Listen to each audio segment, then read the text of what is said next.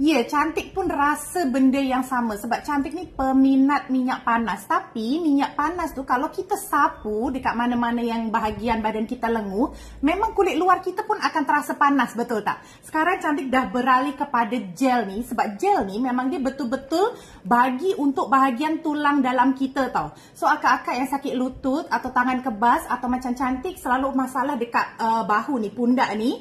Yelah, kita masak hari-hari, kadang badan macam pegal kan. Cantik memang suka gel ni. Sebab apa?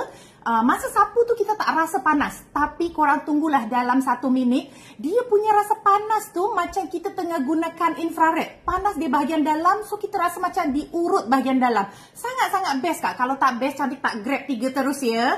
Hari tu dah beli 1 tapi dah habis. So cantik grab lagi 3, cantik baru tunjuk dekat korang. Letaklah dekat mana-mana lutut ke sendi-sendi ni yang sakit, pundak atau peha. 2 hari lepas cantik punya peha macam kebas je kan. Cantik sapu ni, cantik boleh tidur. Bila tidur tu dia rasa macam dia urut daripada bahagian dalam. Hangat tu hangat sedap, bukan panas yang buat kulit perit.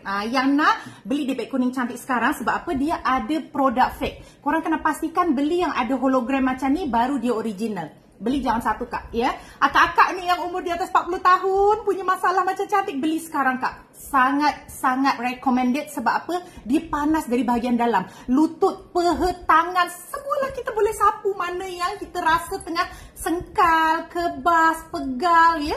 Beli sekarang. Memang best. Sangat-sangat best. Macam ni je kan? Diam je. Tunggu 1 minit, dia akan rasa panas tu dari dalam. Bukan daripada bahagian kulit luar. Terbaik.